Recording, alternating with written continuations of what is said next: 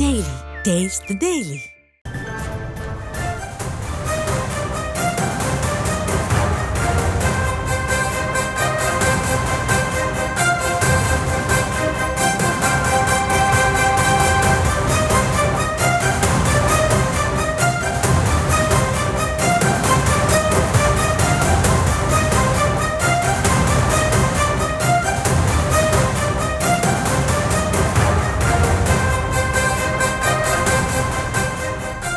மற்றொரு அண்மை செய்தியை பார்த்து வருகிறோம்.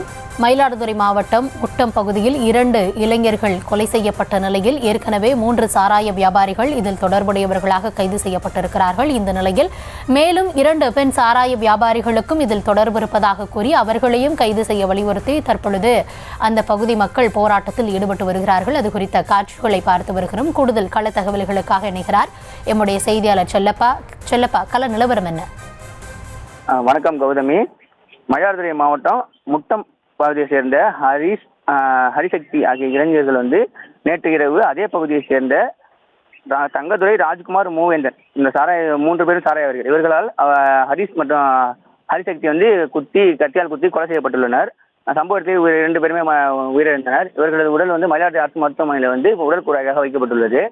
இந்த வழக்கு ஏற்கனவே கடந்த 11ஆம் தேதி ராஜ்குமார் என்பவர் சாராய விற்பனையில் கைது செய்யப்பட்டு சிறைக்கு சென்ற நிலையில் 14ஆம் தேதி நேற்று வெளியில வந்திருக்காரு.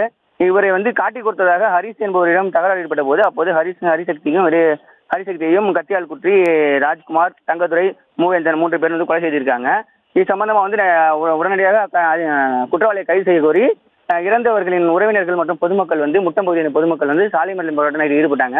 அதனைத் தொடர்ந்து தனிப்படை மயிலாடுதுறை காவல் கண்காணிப்பாளர் ஸ்டாலின் தலைமையில் உத்தரவின் பேரில் 2 தனிப்படை அமைக்கப்பட்டு போலீசார் தங்கதுரை, ராஜ்குமார், மூவேந்தன் 3 பேருமே இரவு மற்றும் இந்த காலை இது கைது செய்திருக்காங்க.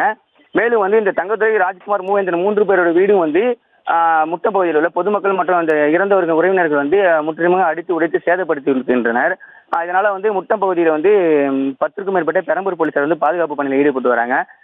ஆனா மயிலாடுதுறை காவல்துறை சார்பில் சாராய விற்பனையால் இந்த கொலை நடக்கவில்லை, ஏற்கனவே இவர்களுக்கு முன்விரோதம் இருந்ததாக கூறி பிரஸ் ரிலீஸ் ஒன்று கொடுத்திருக்கிறாங்க.